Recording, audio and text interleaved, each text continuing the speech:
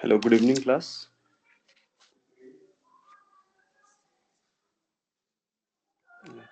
So, this is class 5th of Electronic Theory of Solids course, and in today's class, we'll be covering topics related to the Bloch's theorem, then Brillouin zone,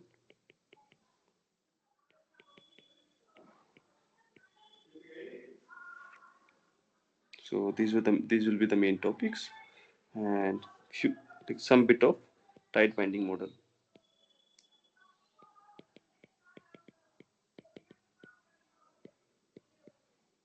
And energy equations.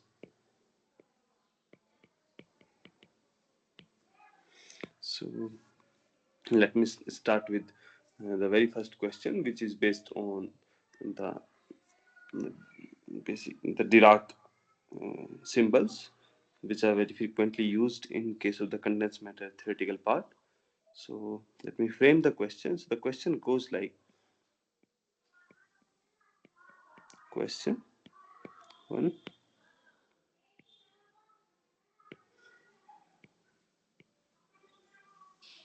Yeah. So given delta ij is equals to 1 and 0, if I is equals to j and otherwise, then compute the value of summation of over a, b and c is equals to 1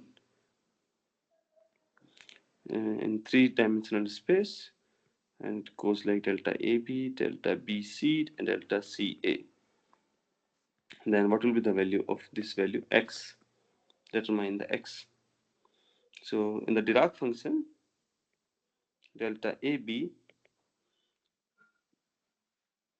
as it is given itself in this section here, as you can see, if I is equals to j, then the value of delta ij will be 1. Otherwise, in all cases, it will be 0. So if we go with that one, and question is asking what is the summation of delta AB, delta BC, and delta CA multiplied over in three-dimensional space, and what will the sum? So you can write this equation as delta AB, delta BC, delta CA for x, that will be 1, plus delta AB, delta BC, delta CA, x is equals to 2, and similarly plus delta AB, delta BC, and delta CA, x is equals to 3, right? So this is, you can write maybe this is y. If you want to realize it in the different 3D space, then x, y, z, or since here it's written 3, you can write it as 1, 2, or 3. And the value of this delta AB, BC, and CA will be non-zero and equal to 1 only if A is equals to, if A is equals to B is equals to C, then delta AB, delta BC, and delta CA will be equals to 1. Otherwise, in all cases, the value of delta AB, delta BC, and delta CA will be equals to 0. So if you take ABC is equals to 1, then this equation, let me label it equation A. So equation A can be written as 1 plus 1 plus 1, and that gives you the value of 3. If you compare it with this equation here, so you get x is equals to 3. This is like this is just about introductory part of how to use the Dirac symbols and what do they mean in the kind of the equations when they're used. Because when you solve the systems, like for let's say the graphene lattice or the lattice parts, there you take the hopping parameters and in front of them you add these Dirac symbols, and that makes your basically the theoretical equations look simpler and more sophisticated while carrying the same amount of information. And let's, for example, in this case, it carried the information that when A is equals to B is equals to C, when all the three are same, then only the value of this function x will be non-zero, and it can be then um, added in 3 dimension x, y, and z. Since the particle, let's say, can hop in x dimension, y dimension, and the z dimension, that's how you can think it of. So if you add the in front of it, if you add the hopping parameter, then it will be like a kind of energy equation. Yeah. So this is the question number 1. If anyone has doubt on this one, they can raise the hand and can ask the question. I'll be happy to address your concern. So this is the question number 1.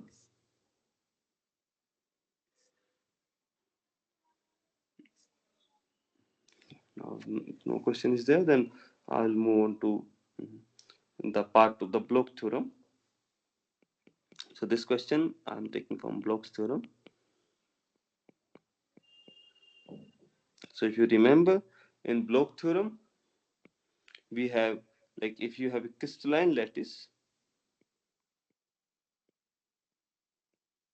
which are a distance apart from each other, right, then the wave function, which is the quantum mechanical wave function basically. So for Bloch theorem,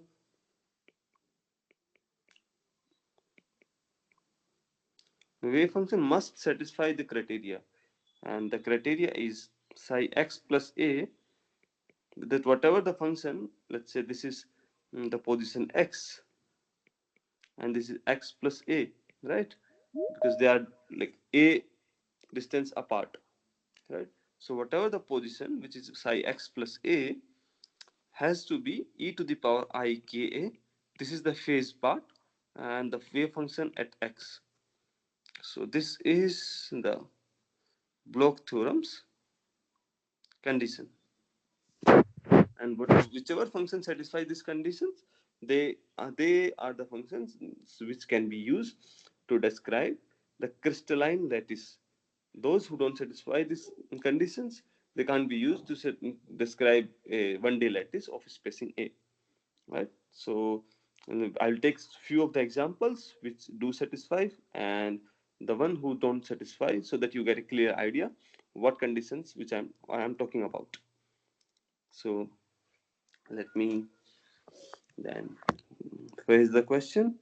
So the question goes like, this is question number 2, that for an electron moving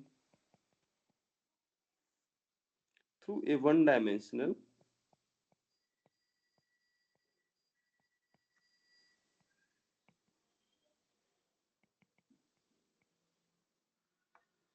periodic lattice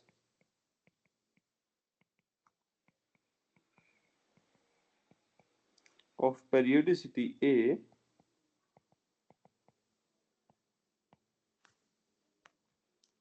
which of the following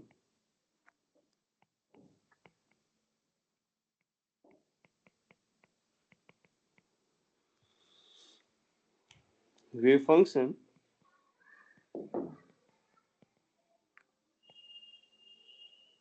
corresponds to an energy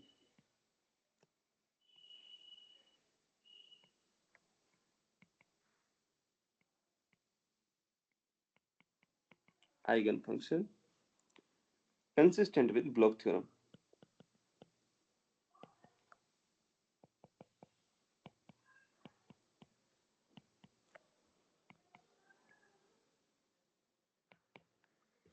And then we have three options which we'll have to evaluate. Let's say the option number A, let me call, or option number X. So the X, I'll be using the symbol, let me call it alpha.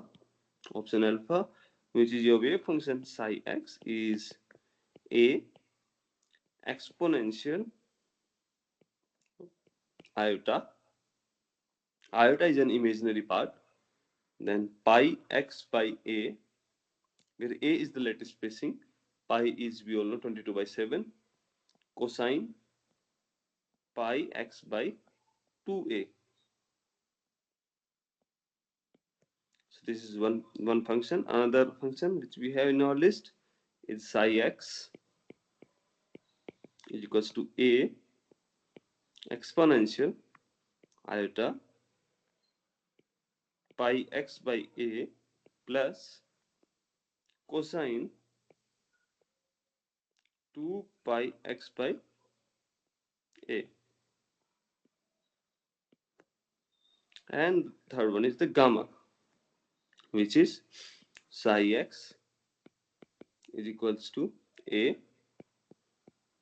exponential iota 2 pi x by a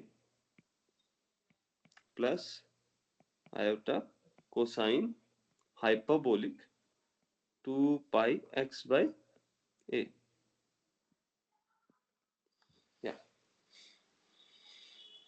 So these three are the options. Let's evaluate them one by one and see which of the following satisfies the condition 1.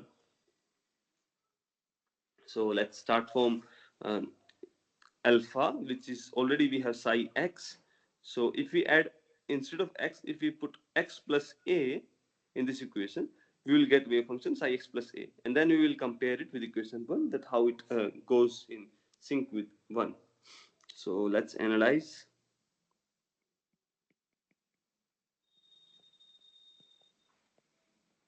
Option alpha.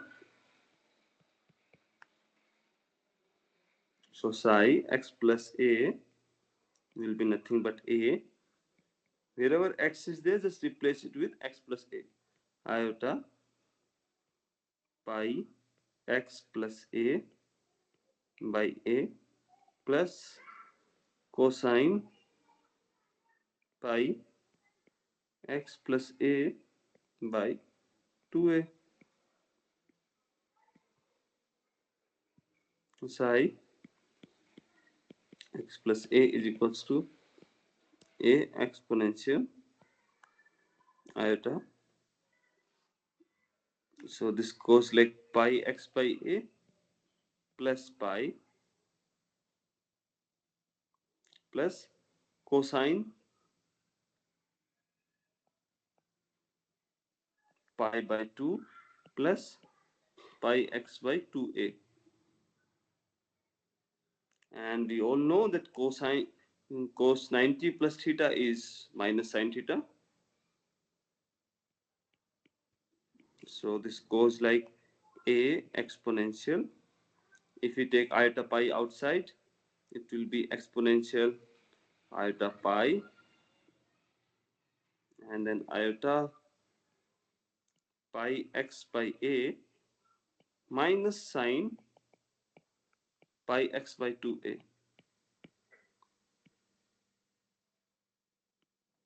Yeah.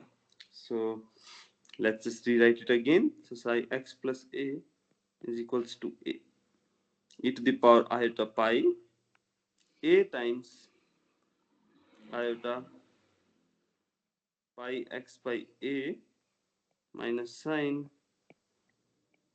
pi x by 2a. So let's compare it with this wave function. What is this thing? So if I write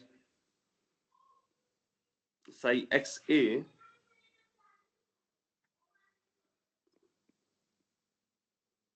okay, for Bloch theorem,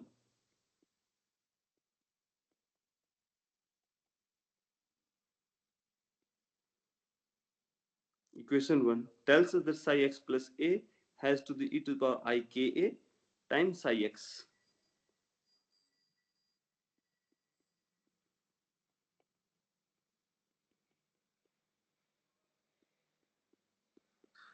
So psi x plus a we have psi x, let's see. So psi x was a e to the power iota. So psi x plus a, according to Bloch theorem, what it should be, I'm writing I k a, and then we'll compare the equation. So let's call it this equation number 2. Psi x has to be a exponential of iota pi x by a plus cosine pi x by 2a. So this is equation number 3. If you compare equation number 1, 2 and 3, if you compare, let me write comparing equation 2 and 3.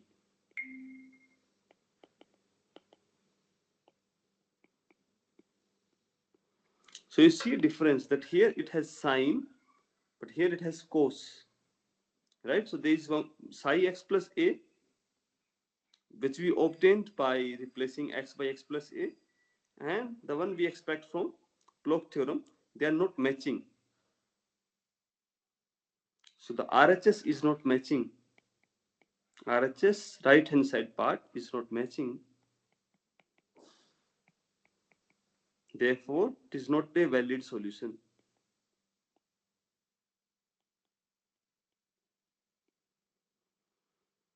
Therefore, it is not a valid solution.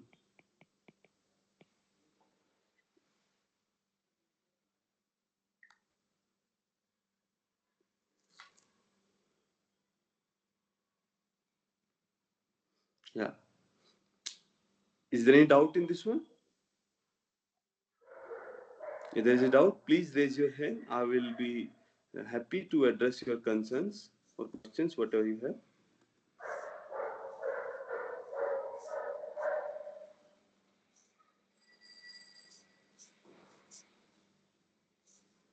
Yeah, I think someone is typing. Suhana, I think.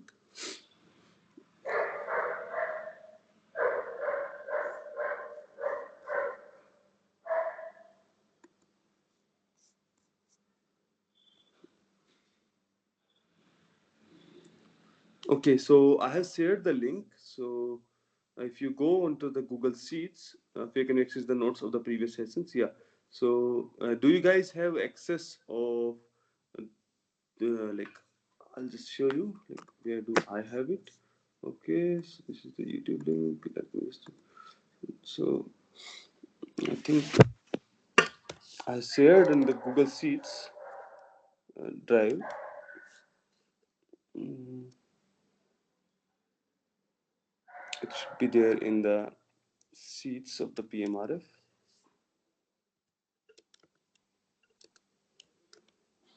NPTEL sheets looks like NPTEL sheets.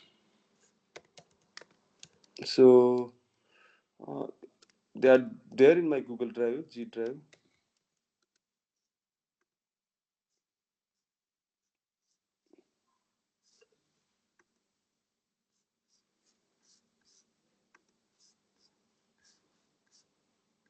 Yeah, not in this one. 1 second. So let me just check. I think I have uploaded the. I have uploaded the data there. Let me just check it once.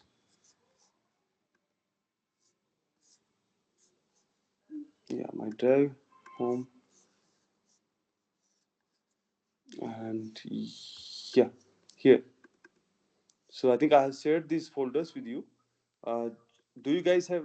Do you guys get email from? Okay, share my screen. 1 second. Share window. Get employee settings. Okay, use password now. I think now you guys. Okay, this. Let me just. Okay, I do have it on my OneDrive, and I have shared it uh, through NPTEL portal. I think you guys should get email from. Do you guys get email from this NPTEL site stating that okay, this lecture has been uploaded and the link for the notes? Do you guys get the link for notes or like?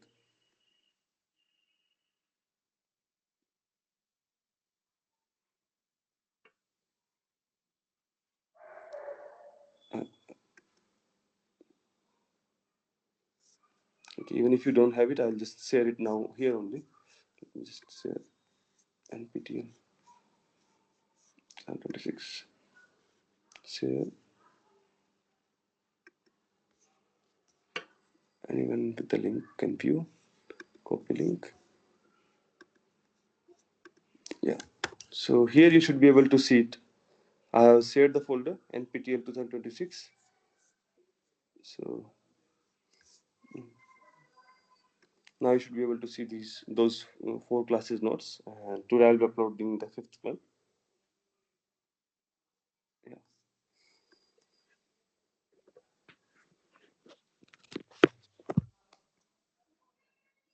Now moving on to the next question. This is next options. Okay, let me just continue. Okay, we were analyzing which of the three wave functions satisfies the block theorem. The first one we analyzed and we found that okay, instead of the cos in the analyzed part we get the sine, therefore it can't be a valid solution. So the first one fails. Now let's check the second one, which is the beta.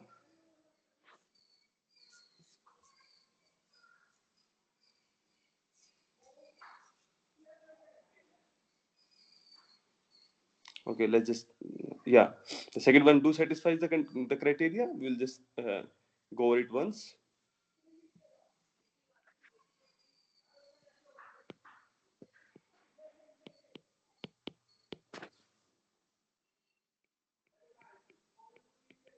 Psi x is a exponential of iota pi x by a plus cosine 2 pi x by a.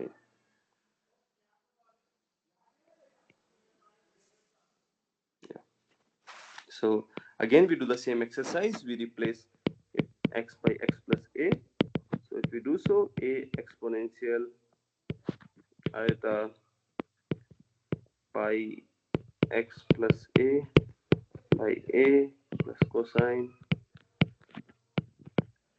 x plus a by a.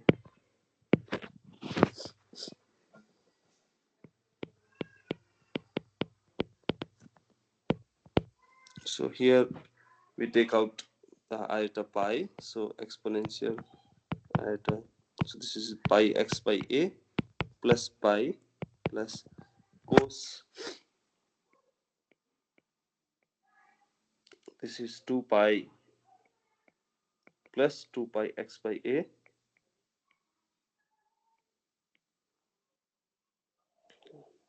and if we solve this one, we take out the pi, so a exponential a e to the power iota pi I take out outside a, and then this goes like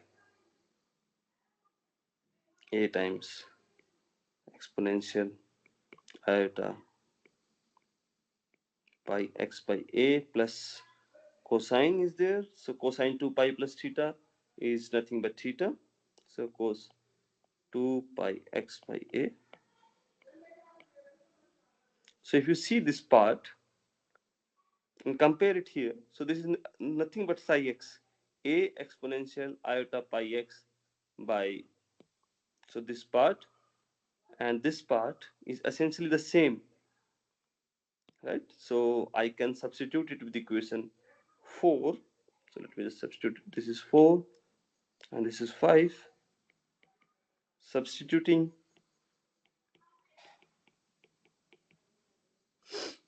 equation 4 in 5 gives me psi x plus a is equals to e to the power iota pi psi x, and since iota pi I can multiply and divide it by a, so this will be psi x. Pi by a is nothing but wave vector k, I k a psi x.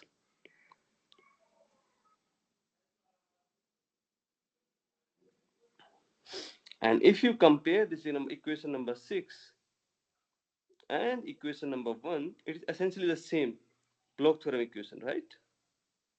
So equation 3 and equation 6, equation 1 and equation 6 are essentially same.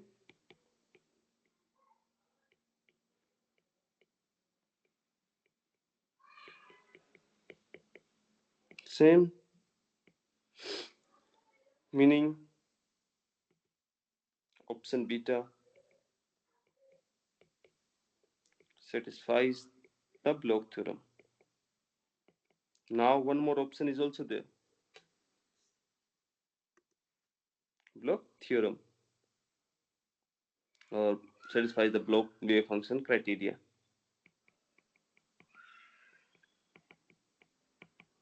Now one more option is left, which is option gamma, and this I leave it for you guys to exercise and see whether this one satisfies the criteria or not.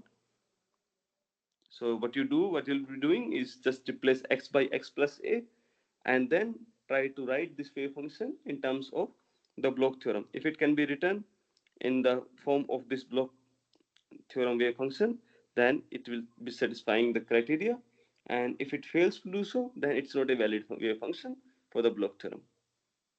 You guys do it, and if you have any doubt or any question on it, just ask me in the next session. I'll be answering this question, because it's essentially the same exercise which I'll be doing, and I think it's just a waste of your time. So better you guys do it yourself, because these kind of questions will also appear in your midterm and the final term exam also. Yeah.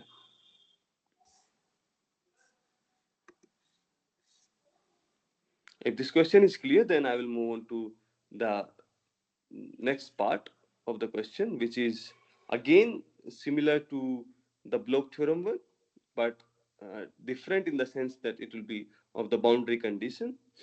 So let me just phrase the question.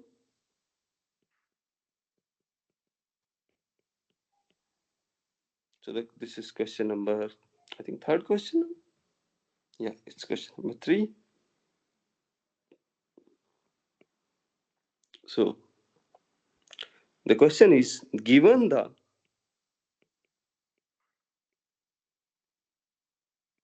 energy dispersion form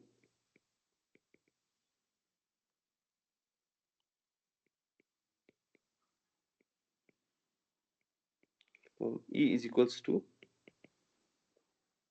naught minus 2t cos theta,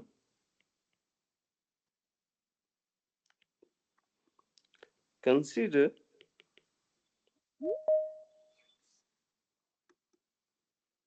a general solution of form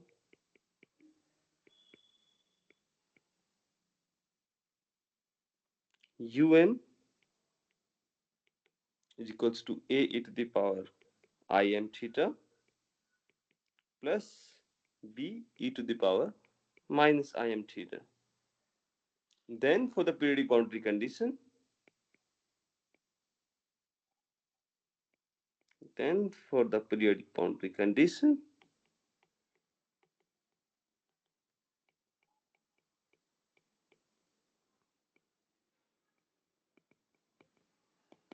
determine the value of theta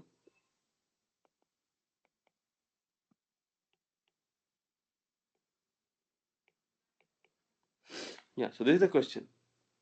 So you have a general solution of the form, the energy expression is given, you have a general solution of the form, which is un. That's the basically the wave function you can think it of. And then now you are asked that this wave function do satisfies the periodic boundary condition criteria, then determine the value of the theta in terms of an integer, or like in terms of integer, like numbers, right? What are the values which it can take. So this is something which we have to determine. Yeah.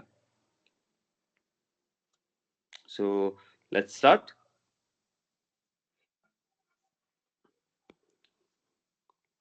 Solution. First write the un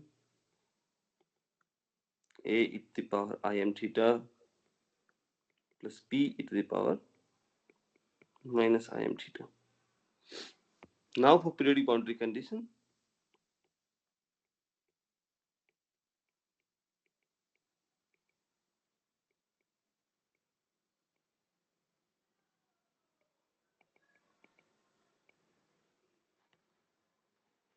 you have your spacing like this. So let me just write what does the periodic boundary condition mean. So let's say you are sitting at this is your 1, this is your 2, and so on, and this is your n, and this is your n plus 1.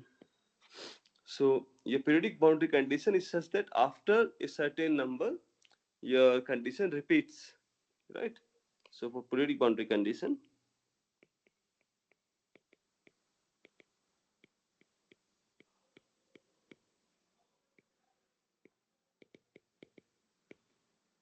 u1 will be equals to u n plus 1.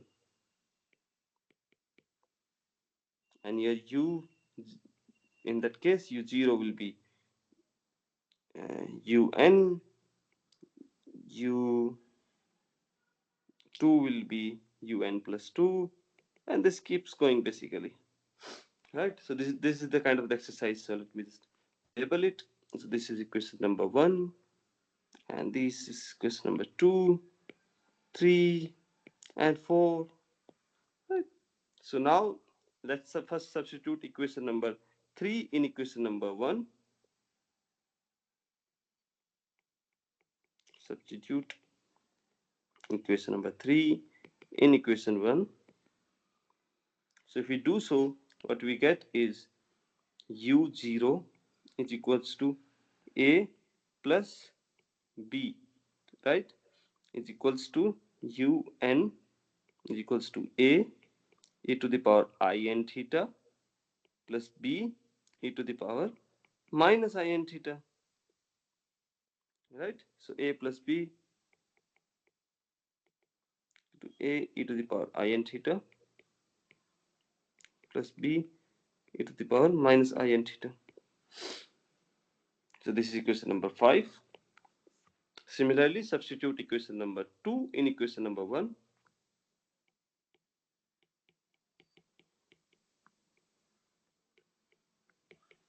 Equation number 2 in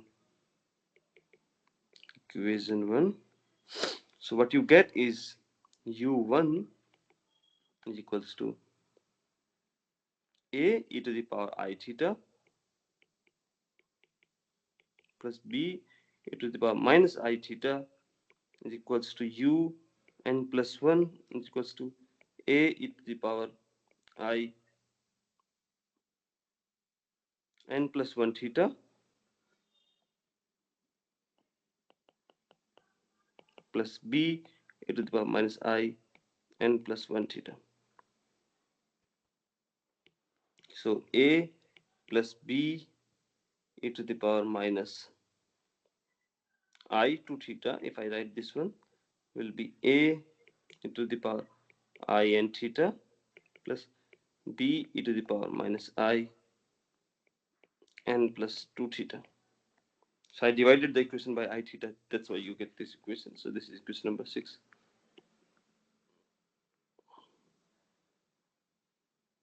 Yeah, this is one equation. This is another equation.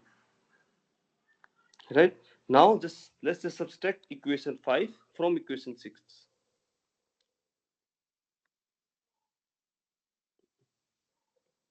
Subtract equation 5 from equation 6. So if you do so, it will be b, and then equation 6 from equation 5. Let's subtract equation 6 from 5. 6 from equation 5. So 1 minus e to the power minus I2 theta is equals to b, then e to the power minus I n theta minus e to the power minus I n plus 2 theta. Yeah. So we can take common I n theta outside. 1 minus e to the power minus I2 theta is equals to b e to the power minus I n theta. If you take outside, this becomes e to the power 1 minus e to the power minus I 2 theta.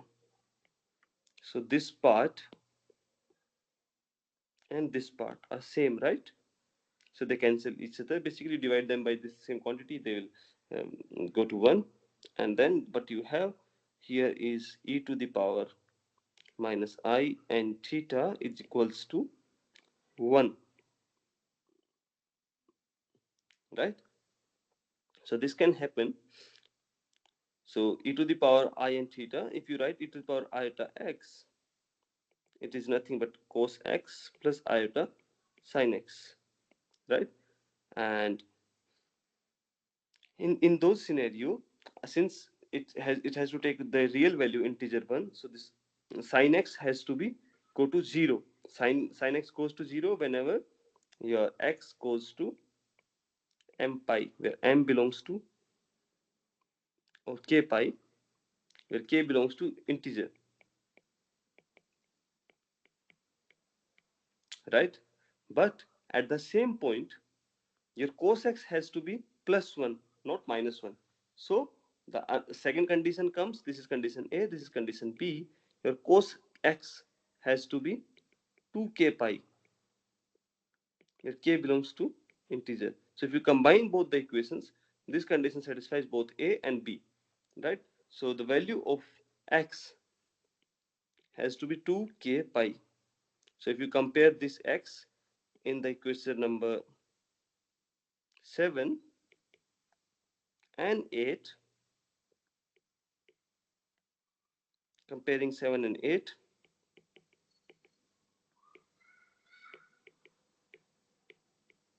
what you get is iota minus iota, and theta is okay, iota goes away, it's just minus, and theta is equals to 2k pi, and theta goes by 2k pi by n minus, you can also write. But since k is an integer which spans the value from minus infinity to plus infinity, right? So it doesn't matter, the negative sign you can take off also, and or you can write it like both the answers are correct. Yeah, k belongs to integer, because integer k can take minus 1 value. For this one, k will take minus 1. For the bottom one, k will take plus 1. So theta will be 2 pi by n for both of them, right? So your response won't change. So this is the solution of this type of question. If you have any doubt or question on this one, you can ask in the chat.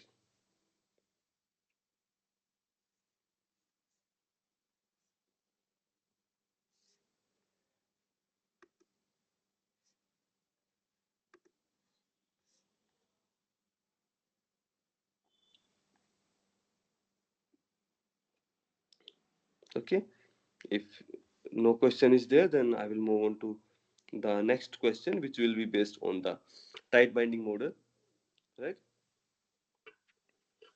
So it is about estimating the bandwidth.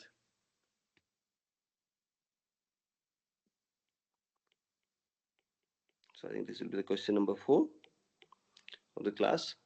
So for a nearest neighbor,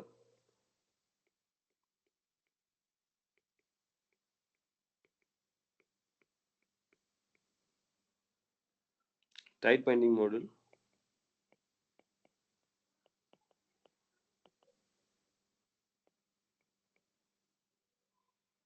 in 3 dimensions,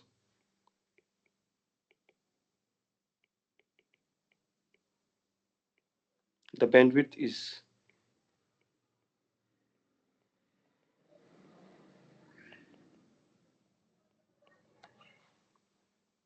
so you take the hopping parameter t is equals to -1, and your base energy E naught is equals to 0. That's what the question says. So from the class notes, if you follow, we know that the energy dispersion relation, the energy dispersion relation for nearest neighbor tight binding model in 3 dimension,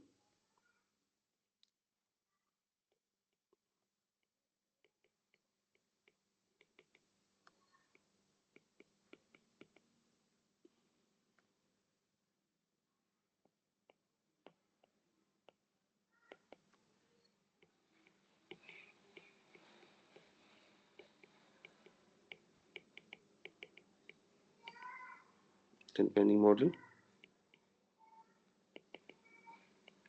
in 3 dimensions is E is equals to E naught, which is given in this problem 0, and minus 2t cosine of kx ax plus cosine of ky ay plus cosine of kz az, right? Since E naught is equals to 0 and T is equals to minus 1, so your energy equation boils down to minus 2 cos kx plus cos ky ay plus cos kz az, right? So bandwidth is nothing but the gap between your top state and then there your bottom state, right? So depending on your kx, x, ky, ay, kz, az, your energy can take different values, right? And there will be a lower state of the energy which we call the ground state, and then there will be the most excited state which we call the top state, right? And the energy delta E between those two states is what we call the bandwidth. So this is your top state, this is your bottom state,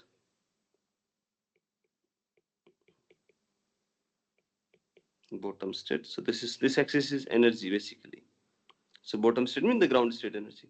This is your top state, and when this hopping was not allowed, it was just E naught, right? Which was in between. This energy was E naught, which was zero essentially, right? So we have to determine the top state energy and the bottom state energy. So let's first determine the minimum which this E can take. So let's just label it as equation number 1. Minima of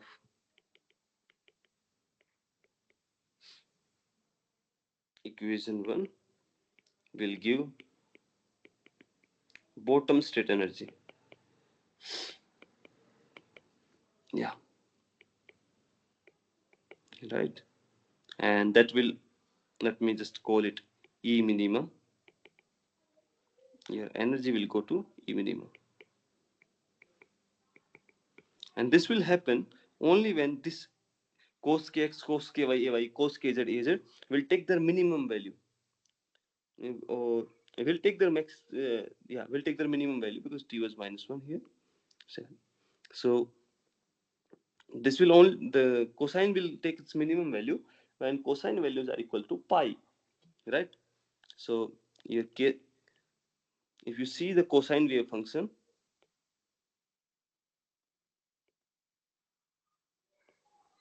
let's say this is fx, right? And this is your x, and your fx is nothing but cos x. So it starts from, this is 1 and this is 0 and this is minus 1.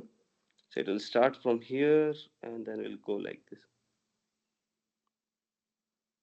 Right? So this is 0, then this is pi by 2, then this is, at this point it will be pi, it will be here 3 pi by 2, and then again at this point it will be 2 pi, and this cycle keeps going on. So the minimum value of the cosine will come at, this will be minus 1, so this will come at whenever x is equals to 2m plus 1 pi, where m belongs to integer, right? So in this case also, when kx ax is equals to ky ay equals to kz az is equals to 2m plus 1 pi, where m belongs to integer, then cos kxx is equals to cos ky ay equals to cos kz az will be equals to minus 1 whole 3, and minus 1 minus 1 minus 1 3 adds, so they will give minus 3.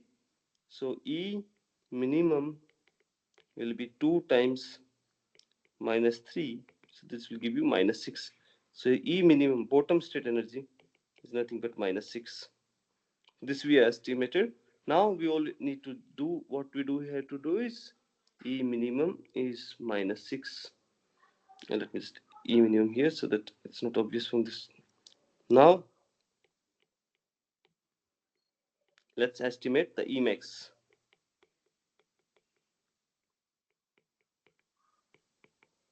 The maximum energy.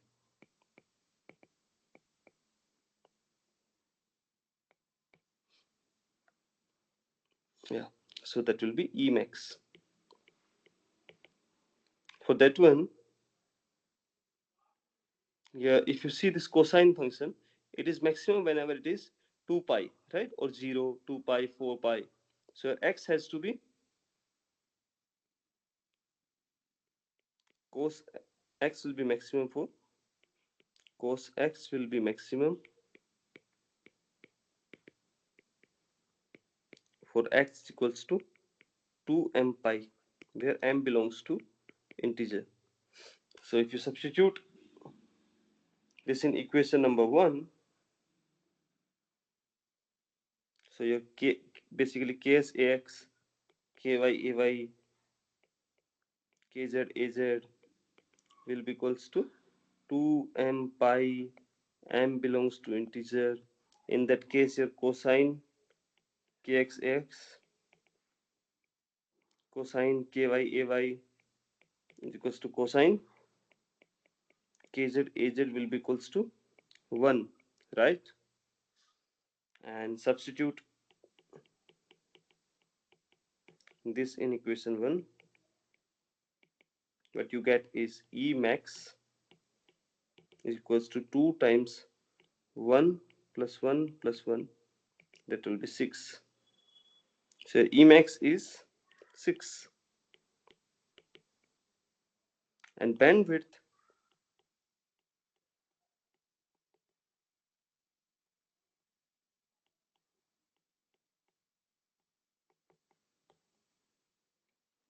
so in this case it is like this, but generally how it is calculated is, uh, for example, you have your conduction band like this, your valence band like this. So your top of the valence band and the bottom of your conduction band, that's what you call the bandwidth. In this case it's just flat, these lines are flat, so it doesn't matter top or bottom, but generally that's how the bandwidth is calculated.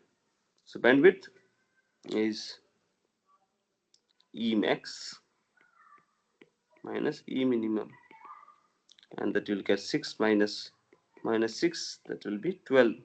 Since units were not given, so we will not write the unit, we will just write the 12. Otherwise, whatever the MeV, EV, generally T has the unit dimensions of EV, so they are in EV, but 12 EV is very large band gap, so I will not write any dimension to it. I'll just write bandwidth equals to 12 in the form, whatever the form the question was given. Yeah. Any question or doubt on this one?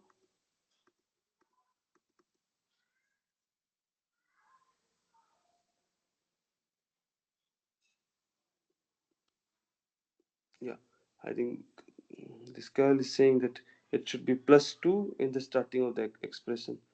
Uh, I think she is talking about the equation number 1, I think, which we corrected later in the part. In the comment section I can see. So I think, yeah, Mansi, you're right. It was plus 2, and which you corrected later.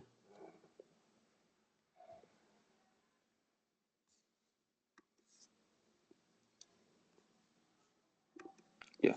So is there any doubt on this one? Any question on this particular part? Yeah. So if not, then I will just introduce the graphene and um, maybe some part of this tight binding part also, if time permits. Yeah.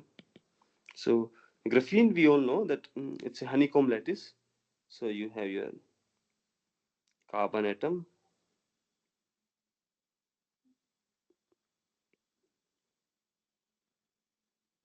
arranged like this.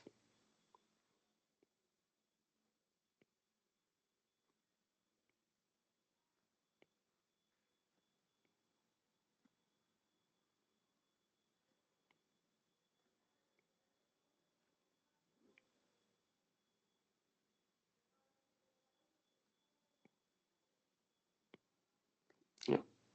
Mm.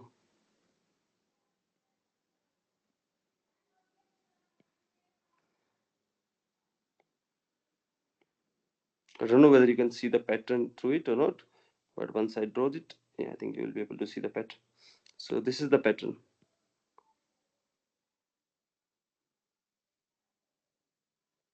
It's a honeycomb lattice with all the sides being same of A, distance A, which is 2.46 angstrom.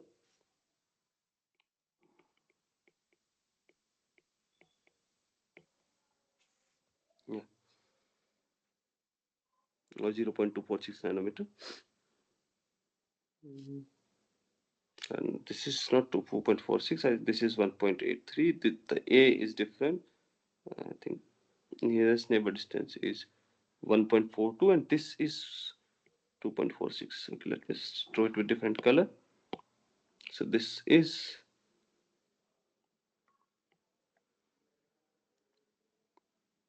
A. The graphene lattice constant. Generally, we denote like this. So this is A, and this nearest neighbor I will denote with some different color. So this nearest neighbor is 1.42 angstrom, and the green one is nothing but this is, I think, 2.46 angstrom. Yeah, the distance between atoms. Yeah. So this is how the graphene it is, and these 2 points which are here, this point and the point in the red, they belong to different sublattice. So this is sublattice A, and this sublattice B. So they look like they are carbon, but quantum mechanically they are different. They give the different states in the system, and this is something which has been observed experimentally also. So graphene itself is not a Bravais lattice, but it is graphene itself is not a Bravais lattice, but can be formed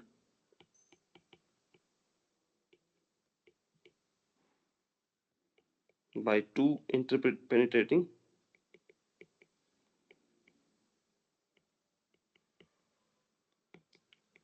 Bravais lattice. For example, yeah, yeah, these three are of one kind, triangular lattice, and these blue are of one kind. So two triangular lattice which are interpenetrating with 180-degree phase. So through them, this graphene can be constructed as a Bravais lattice. So Bravais lattice, if you guys, I don't know, this has been discussed in the class, but if you miss, so this is like if you are sitting at point A, all the atoms are A distance apart, right? If someone is, let's say, particle is sitting at this point, this is electron, it want to go to this point, right? So this, let's say, position of this electron is Ra or Rx, and the electron wants to go here. So all you have to do is Rx plus 2a, and you will be at this point. But in the case of the graphene, it's not possible. It's only possible if you have two triangular lattice, right? So this is in the case of the 1D. In the case of the 2D, the distance which you can travel is just either like m times. So in the 2D lattice, if you are there, let's say this is your A and this is your B, and this is your x direction and y direction. So the R translation vector can only take values which are MA plus NB, where M and N belongs to integer. In graphene, if someone is sitting at this point, they can only go to these 3 points. Okay, if someone is sitting at this point, they can only go to these 3 points or equivalent points. They can't go from here to here by translation vector, simple translation vector, and this is why it is said that it is made of two interpenetrating Bravais lattices. Yeah. So this is about the graphene, and graphene itself is uh, highly impermeable basically. So what it means is, like, if an oxygen molecule is there, or nitrogen is there, or H2O moisture is there, or let's say some CO2 is there, some gases, like all these things which are there in the uh, air, or the particulates, your hair are of the micron size. So of course they can't penetrate through the graphene, but oxygen molecules which has size of 3 angstrom, helium which is 2.8 angstrom, then hydrogen which is 2.9, nitrogen is definitely larger than 3, like around between 2 to 3 angstrom, H2O is certainly larger than 3 angstrom, CO2 is also certainly larger than, I think, 5 angstrom, right? So the size of these particles, these sizes are much larger than this spacing, so they cannot pass through this hole, whatever hole is there here, this space, right? These particles cannot pass through it. So graphene is like a sheet through which these gases, these particles cannot pass. So those type of sheets which we call impermeable, right? And since even helium cannot pass through it, we call it highly impermeable, right? Apart from this, graphene has like one peculiar properties, that these uh, red one which you're seeing, they have these sp2 hybridized orbitals here, like this, right? Like these ones, and these are the pi bonds which hover around. They have the free electron, these pairs, right? Electron pairs, and through them the conduction happens. That's why the graphite, or a single sheet of graphite which we call the graphene, is highly conducting. And that's what we get learned in our basic school, that don't put your pencil inside the electric sockets, otherwise you will get a shock, right? Because graphite is a good conductor of electricity. And since these lone pairs are these sp2 hybridized orbitals are there, like these ones, because of them the electron can just hover around the full lattice, right? And because of that, the graphene has very high mobility. And so the graphene system, of course, its mobility can be improved if you change the substrate also. Like for example, if it is placed on the HBN, when it has less strain, when you put it under dual gates, where the electronic screening is not electronic screening is confined basically, there you get even higher mobility. So graphene is a high mobility.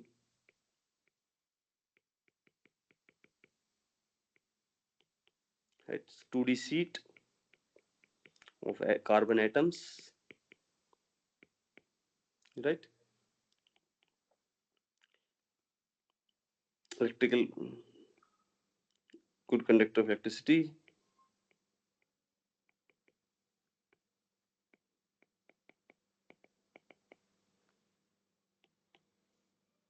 and highly impermeable.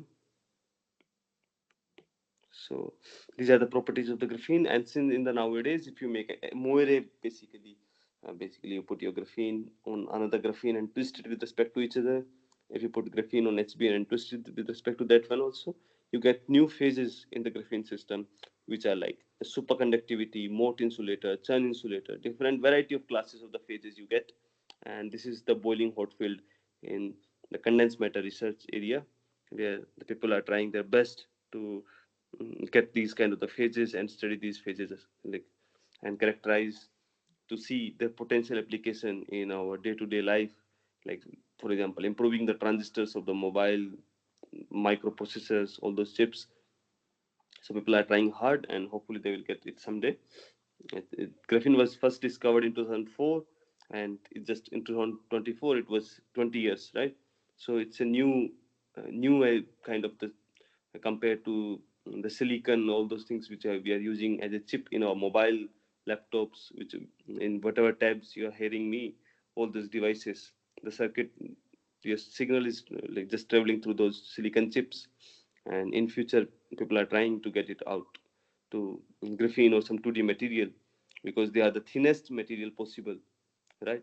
Because they are made of the single atoms, and nothing can, and we can't, as per limited knowledge, we can't go below these at least an atom below the atom, otherwise we will lose the property of the system, right? So this is about the graphene. Now I'll just talk uh, one two more lines about the graphene and its dispersion. So if you see the graphene, since I told you that it has this A and B sublattice, so the dispersion of graphene, electronic dispersion,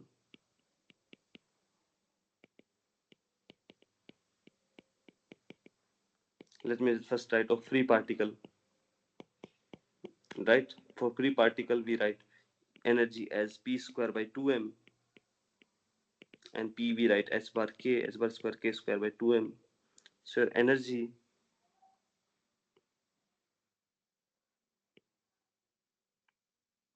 is always positive. Okay, let me just put it in some different color.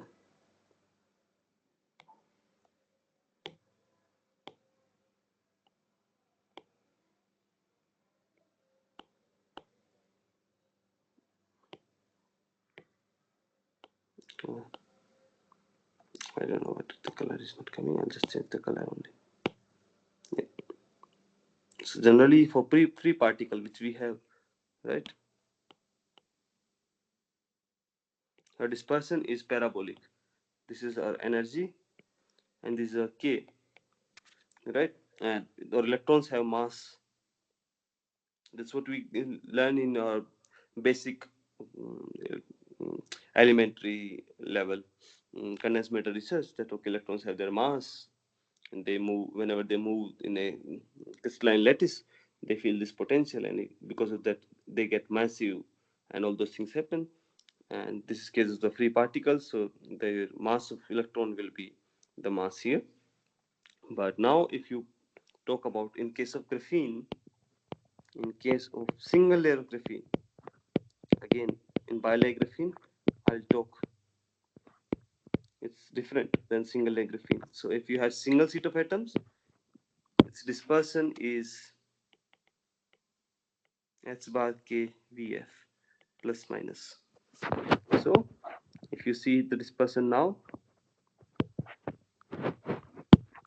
h bar k vf, it reminds you of something. I don't know if whether you have read this what we call high energy physics equations, and you don't have to even go in that much detail.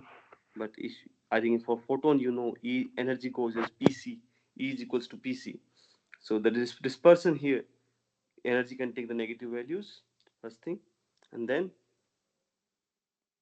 E versus K, and this point is what we call the Dirac point, because the dispersion is like Dirac like. Compare it with photon energy, E is equals to Pc, right? And where C is 3 into, and P we can write, right, h bar k. So if you compare this equation, which is the graphene, and this is the photon, so they both share the same equation, and we know that photons are massless. So are the carriers in the graphene. So in the carriers in the graphene are massless. They act as if they don't have any mass, and whatever all the carriers in the graphene, when you apply an bias, they travel with the same speed, that is Vf. Here, for example, photon travels with the same speed, right? 3 into 10 power 8 meter per second. That is the speed of light. In case of graphene, yeah, Vf is 1 into 10 power 6 meter per second. That is hundreds of times less than the photon, right? And we can realize all the physics which is in the high energy. And we have realized, right, like for example, the backscattering is not allowed in case of the graphene, right? Because the spin and valleys are locked. All those quantum phenomena has been realized in case of the graphene. right? So if you have a channel like this of graphene in which its spin and values are locked and it's traveling in this direction, let's say positive x, so it cannot flip its direction, so it cannot go like this is not allowed to go like this. It has to flip its spin, it has to flip on the other edge, the other side, right? Then only it can go like this, and this is not possible because this distance is very large. This is in the micron size, micrometer roughly in the devices we fabricate. So the scattering is not allowed, and that's why the back scattering is not there in the graphene, and that's the reason the graphene has one of the highest mobility. Mobility means like if you okay, that you guys know better. Basically, in the Rude model, you know how mobility is calculated and what does it mean. So this is about the graphene, and if you take two layers of graphene, bilayer graphene, then their energy becomes somewhat similar to a free particles one, parabolic kind.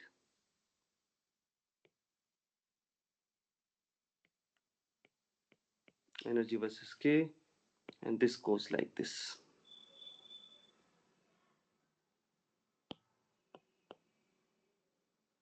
Of course, more of details are there. Some gullies are there near,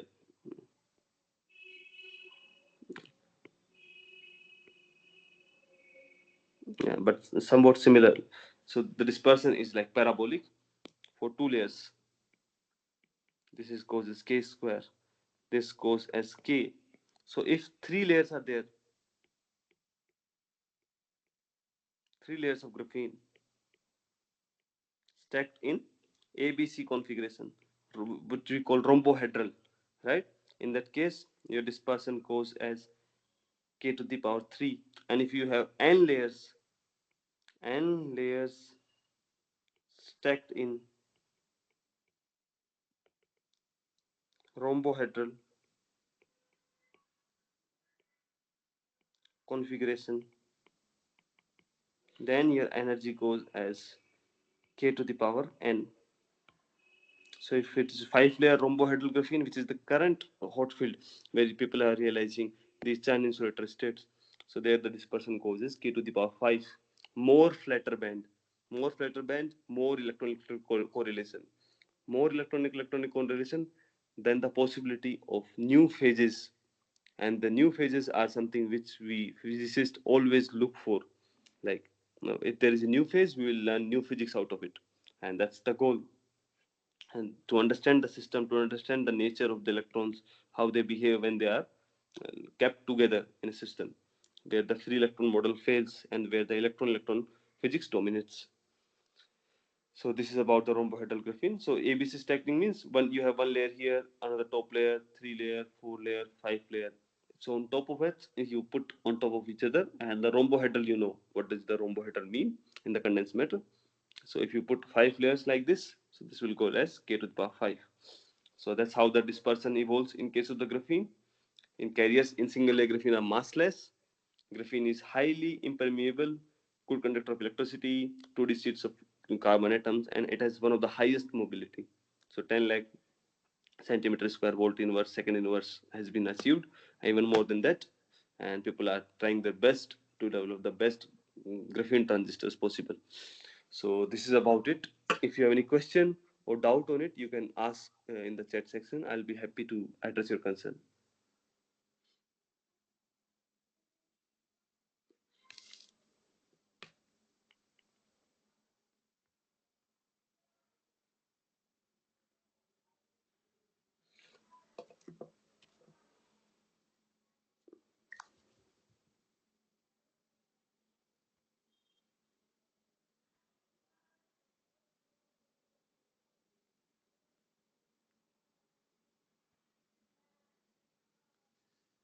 Okay, if there is no question to ask, then I will end the class. Bye bye, class. We'll see you maybe on the next Saturday. And I think last class is also pending.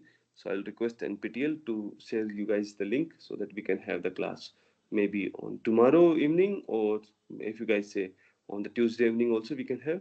So which day is fine? Like Tuesday evening or like Monday evening? Or if you guys say I can have it on Sunday evening also. So you have three options: Sunday evening, Monday, and or the Tuesday evening.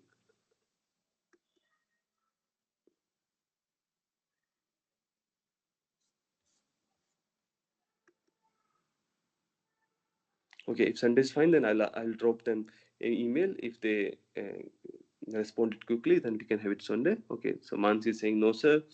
Suwana is saying Sunday. So I mean, okay, Monday. So is Monday fine for everyone?